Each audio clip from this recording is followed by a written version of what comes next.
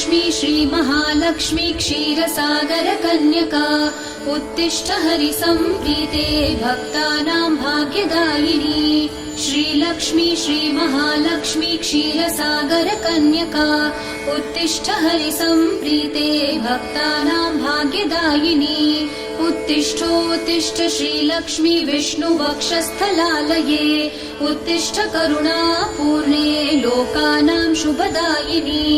उत्तिष्ठोत्तिष्ठ श्रीलक्ष्मी विष्णुवक्षस्थलालये उत्तिष्ठ करुणापूर्णे लोकानां शुभदायिनी।